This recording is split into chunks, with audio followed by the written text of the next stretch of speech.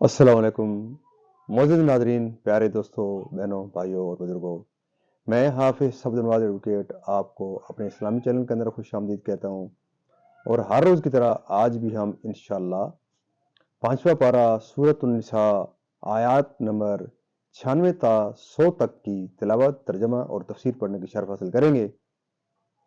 تلاوت شروع کرنے سے پہلے ہم درود شریف پڑھتے ہیں، آپ بھی میرے ساتھ پڑھیں۔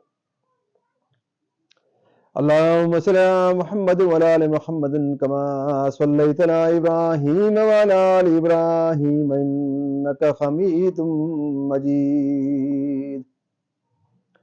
اللهم بارك على محمد وعلى ال محمد كما باركت على ابراهيم وعلى ال ابراهيم انك حميد مجيد.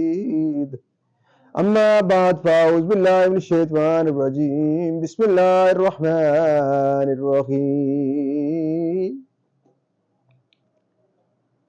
ان الذين توفاهم الملائكة ظالمي انفسهم قالوا فيما كنتم قالوا كنا مستضعفين في الارض قالوا ألم تكن أرض الله واسعة فتهاجروا فيها فأولئك مأواهم جهنم وساءت مصيرا.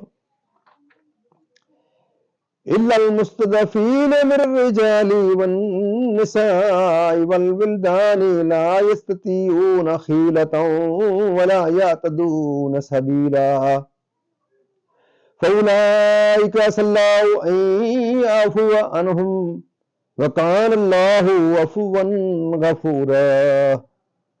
ومن يهاجر في سبيل الله يجد في الأرض مراغما كثيرا وسعة ومن يخرج من بيته مهاجرا إلى الله ورسوله ثم يدركه الموت فقد وقع أجره على الله وكان الله غفورا رحيما.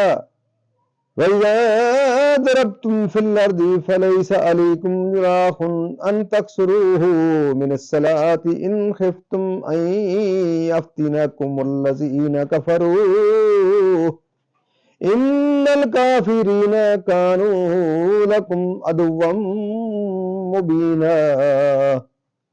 صدق اللہ العظیم. ترجمہ.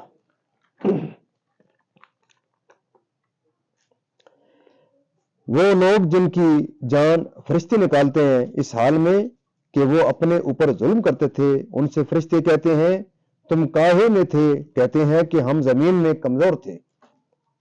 کہتے ہیں کہ اللہ کی زمین کشادہ نہ تھی کہ تم اس میں ہجرت کرتے؟ تو ایسوں کا ٹھکانہ جہنم ہے اور بہت بری جگہ پلٹنے کی. مگر وہ جو دہا کیے گئے مرد اور عورتیں اور بچے جنہیں نہ کوئی تدبیر بن پڑے نہ راستہ جانے، تو قریب ہے اللہ ایسوں کو معاف فرمائے، اور اللہ معاف فرمانے والا بخشنے والا ہے.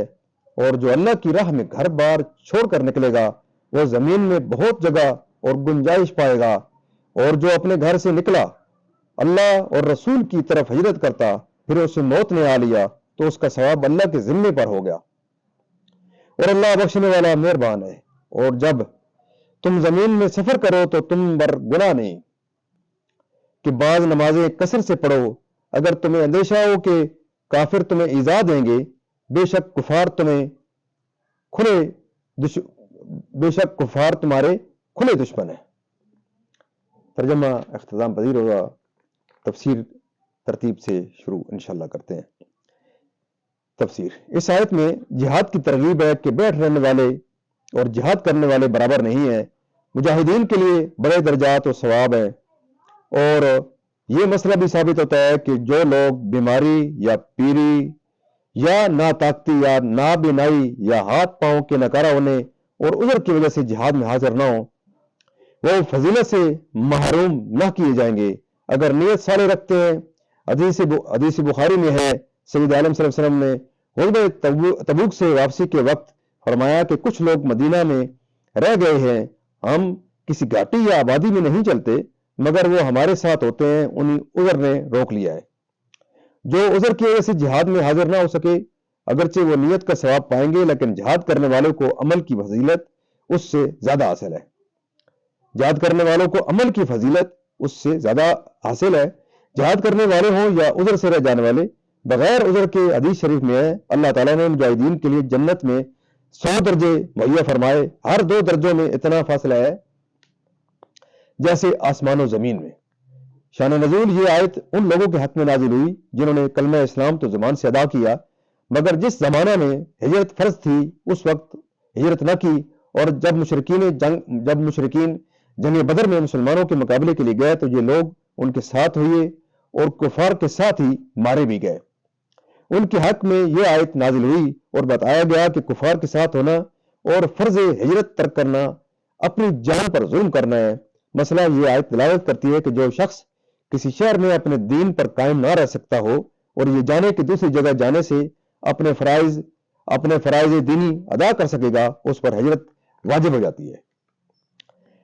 حدیث میں ہے کہ جو شخص اپنے دین کی حفاظت کے لیے ایک جگہ سے دوسری جگہ منتقل ہو اگرچہ ایک بالشتی کیوں نہ ہو، اس کے لیے جنت واجب ہوئی اور اس کو حضرت ابراہیم اور سید عالم صلی اللہ علیہ وسلم کی رفاقت میسر ہوگی۔ زمین کفر سے نکلنے اور ہجرت کو کرنے کی کہ وہ کریم ہے، اور کریم جو امید دلاتا ہے پوری کرتا ہے اور یقیناً معاف فرمائے گا۔ شان نزول اس سے پہلے آیت جب نازل ہوئی تو جندہ بن زمرت اللیسی نے اس کو سنا، یہ بہت بڑے شخص تھے، کہنے لگے میں مستثنا لوگوں میں تو ہوں نہیں، لیکن میرے پاس مستثنا لوگوں میں تو ہوں نہیں، لیکن کیونکہ میرے پاس اتنا مال ہے کہ جس سے میں مدینہ طیبہ ہجرت کر کے پہنچ سکتا ہوں۔ خدا کی قسم مکہ مکرمہ میں اب ایک رات نہ ٹھہروں گا، مجھے لے چلو۔ چنانچہ ان کو چارپائی پر لے کے چلے۔ مقام تنعیم میں آ کر ان کا انتقال ہو گیا۔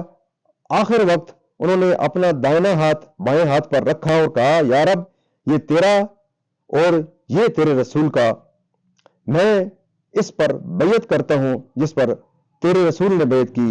یہ خبر پا کر صحابہ کرام نے فرمایا کاش وہ مدینہ پہنچتے تو ان کا اجر کتنا بڑا ہوتا، اور مشرک ہنسے اور کہنے لگے کہ جس مطلب کے لیے نکلے تھے وہ نہ ملا۔ اس پر یہ آیت کریمہ نازل ہوئی اس کے وعدے اور اس کے فضل و کرم سے، کیونکہ بطریق استقاق کوئی چیز اس پر واجب نہیں، اس کی شان سے اس سے عالی ہے۔ مسئلہ جو کوئی نیکی کا ارادہ کرے اور اس کو پورا کرنے سے عاجز ہو جائے وہ اس طاعت کا ثواب پائے گا۔ مسئلہ طلب علم، جہاد، حج زیارت،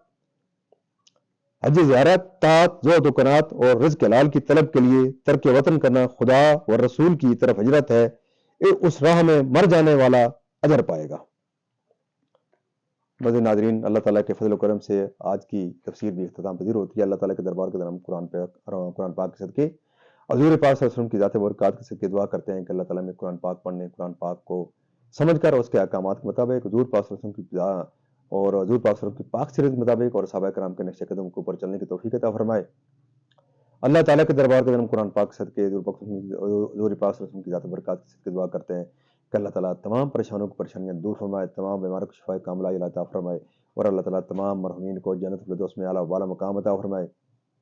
آپ معزز ناظرین سے یہ درخواست ہے کہ آپ ختم نبوت کے صدقے اس آخری امت کے ہر فرد کے اوپر یہ فرض ہے کہ آپ اس صدقہ جاریہ جو کلام مقدس کا جو پیغام ہے اس کو ہر انسان تک آپ پہنچانے کے لیے یہ ہمارا ذمہ ہے، تو آپ اس میں بھی اپنا حصہ ڈالیں، کیونکہ یہ صدقہ جاریہ ہے، اس کا انشاءاللہ آپ کو دنیا اور آخرت میں انشاءاللہ آپ کو ثواب اس کا ملے گا، اور انشاءاللہ آپ دن قیامت اس کے صدقے سے انشاءاللہ اللہ تعالیٰ آپ کے صغیرہ و کبیرہ گناہ معاف فرماتے ہوئے اللہ تعالیٰ آپ کو جنت الفردوس میں اعلیٰ والا مقام عطا فرمائے گا۔ اور انشاءاللہ ہم اللہ تعالیٰ کے دربار کے اندر حضور پاک صلی اللہ علیہ وسلم کے دربار کے جب لگا ہوگا دن قیامت تو انشاءاللہ ہم اپنے پیارے نبی کے سامنے انشاءاللہ سرخرو ہوں گے۔ اللہ تعالیٰ آپ کو نیک کام کرنے کی توفیق عطا فرمائے، آمین ثم آمین۔